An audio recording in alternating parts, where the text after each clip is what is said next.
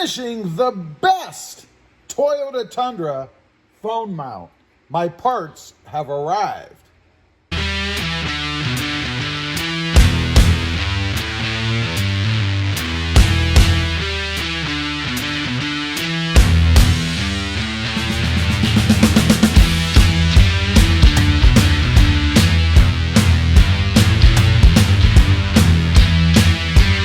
Well, good morning, everybody, and welcome back to robmotivefst.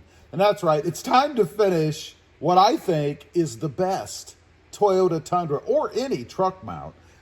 If you didn't see it, there is a video on what I did to come up with this, how I installed it, what it is, all the pieces and parts, including what I'm going to show you down below is where I will link it.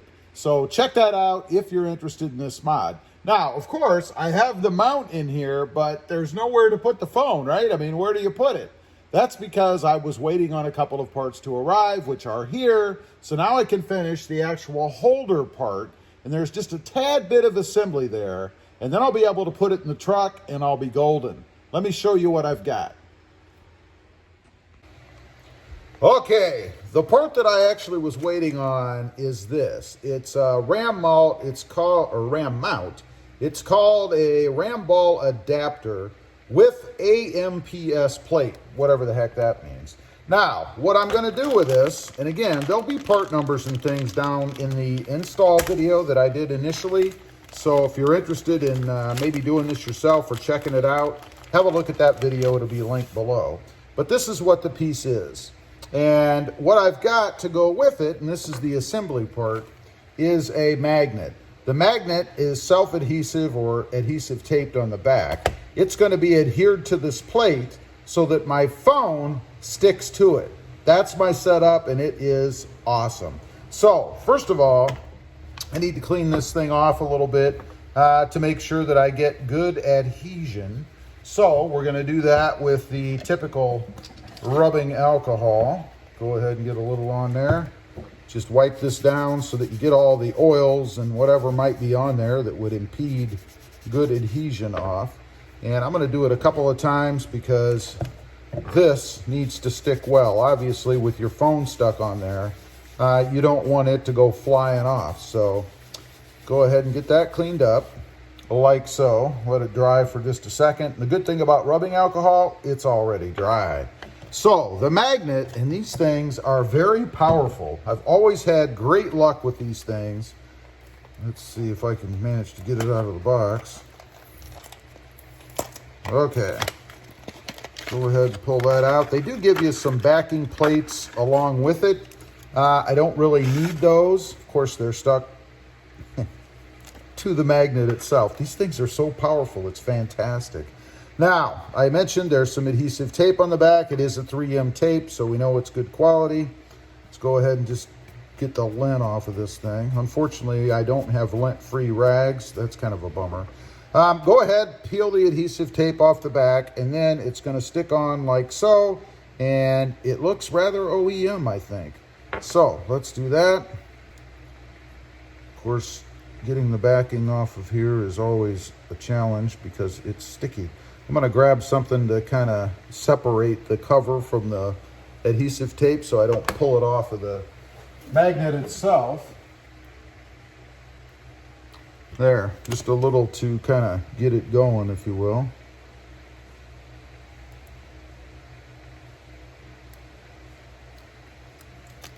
Okay, that takes care of that. Again, we're just going to try to center it, stick it on here. That's the idea, so that we have a nice kind of finished looking part. That's the idea anyway.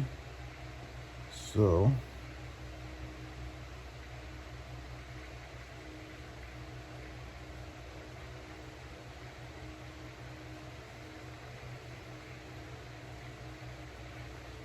before I really get on it.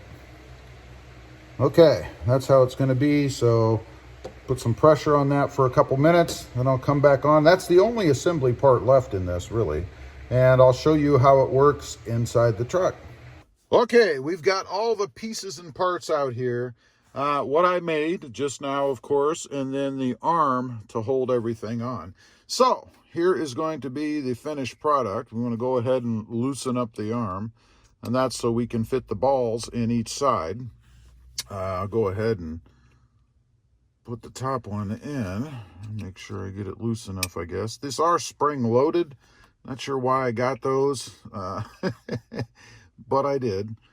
And I think I'll turn it this way. And then the other side, of course, goes over the ball that I've put on.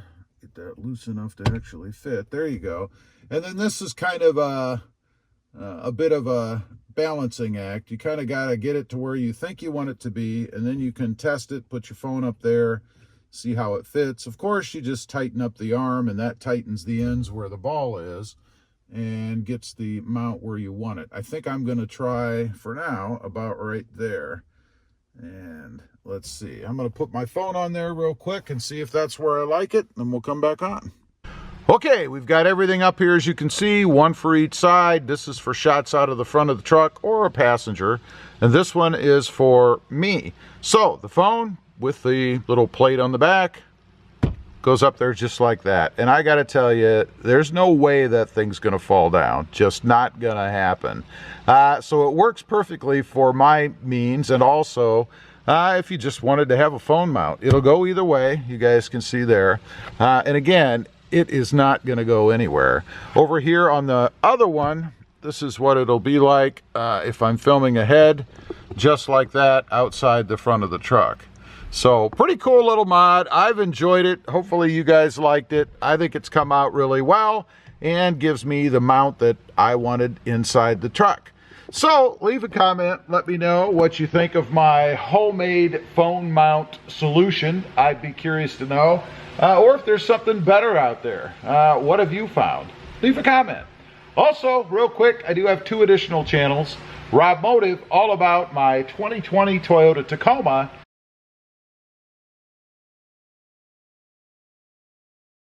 And Rob Motive JT, all about my 2020 Jeep Gladiator.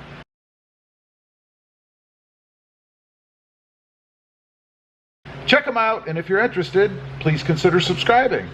Don't forget to click that notification bell so that you don't miss out on any upcoming videos. And do me a favor, smash that subscribe button on the way out. Thanks for watching. Stay safe out there. Bye.